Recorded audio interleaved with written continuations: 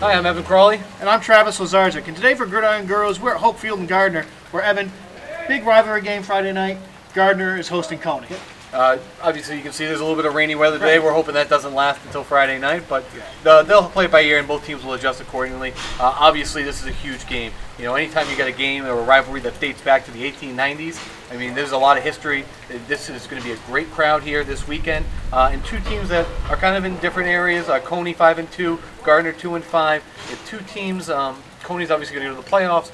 Gardiner, this is it for them, but both teams will be looking for to win this game.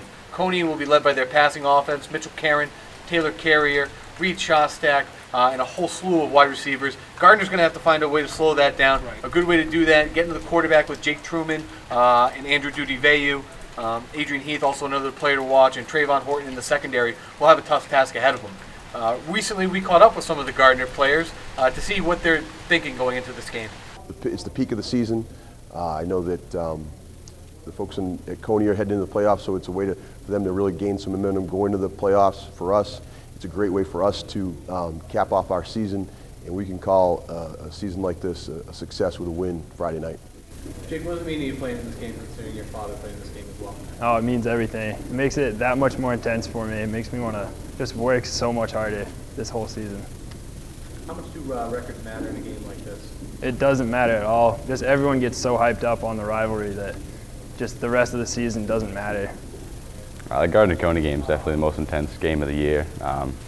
It's a really old rivalry. Gets everybody all excited, all hyped up. Everybody plays harder than they do all season just because it's Gardiner-Cony. Somebody who hasn't seen it before, what's the atmosphere like on Friday night? Oh man, the stage, the bleachers are all full, packed. There's fans everywhere, people cheering. Everybody's in black and orange or red and white. There's people from the military. Everybody's there. Everybody has to watch the rivalry game. It really means a lot, and it's really intense when you play. It makes you play like you're really ready, and because you know that the fans depend on you. Coach mentioned he brought out a book documenting the history of the game the other day. What was it like looking through that book? It was pretty amazing because, I mean, you look back and you can really see the traditions of over the years how many games have been played and how many games have been won and lost. It's pretty amazing. Now, while the Gardiner players are certainly ready for this game, they're not the only ones. Cony will also be ready for this game. Recently, we went over to Cony, Travis and I, to catch up with the guys in Augusta. I think there's been so many people involved in it over the years. You know, the history obviously started in 1893. So the families, the players, the coaches that have been involved, there's so many kids and so many adults that have had an influence on it and been part of it. When you prepare your team for this game, what do you tell them?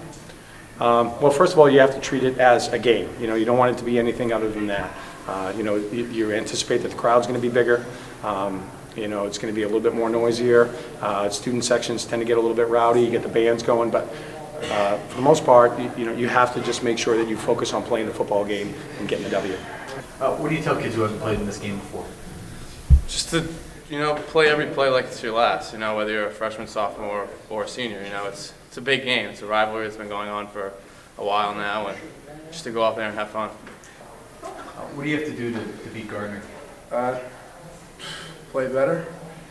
Max, what have these guys told you to prepare for this game, as being your first time playing this? Well, they told me to just play hard, be physical. It's a rivalry. It's been going on for years, and it's something very special for the community around here. Everyone likes to come and watch and see.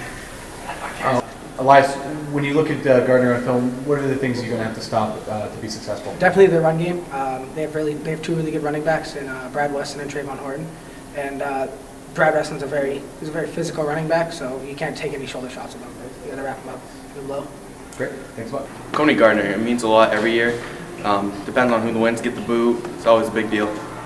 How much have you guys followed the tradition of this game? Do you guys ever look back and see all the old players who used to play in this game? Exactly. A bunch of them show up in their varsity jackets. They tell us all the stories about what happened, how they won, and then you get to see players from like last year who come support you. So it's a great experience. Now, Cony Gardiner is not the only big game in PTCB this weekend. Travis, another bunch of great games this weekend. Yeah, some games with some playoff implications. We'll start with the game at Keisfield and Fairfield between Messalonskee and Lawrence. Another big rivalry game. Messalonskee coming off a couple big wins, knocking out Brunswick 2 weeks ago and then beating Hamden last week. They're probably the hottest team in the league right now. If they win, they can clinch a home playoff game in the first round. Lawrence wins and then have some other thing happen. They could maybe get one of those byes out of the first round. Or if they lose, they could possibly fall all the way to fifth. So some implications there.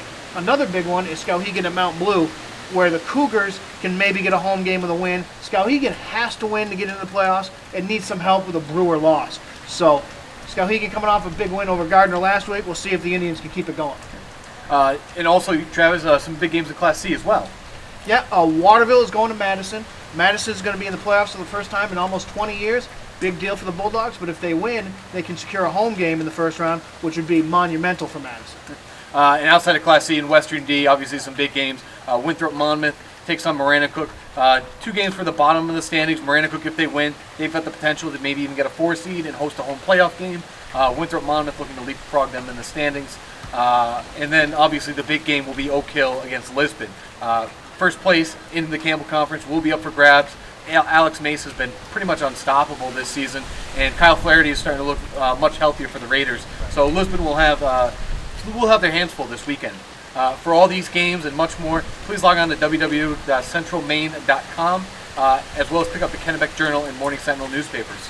That's it for us this week. Next week we'll be back to talk about some of the playoff games in Central Maine, and we'll see you next time on Gridiron Gurus.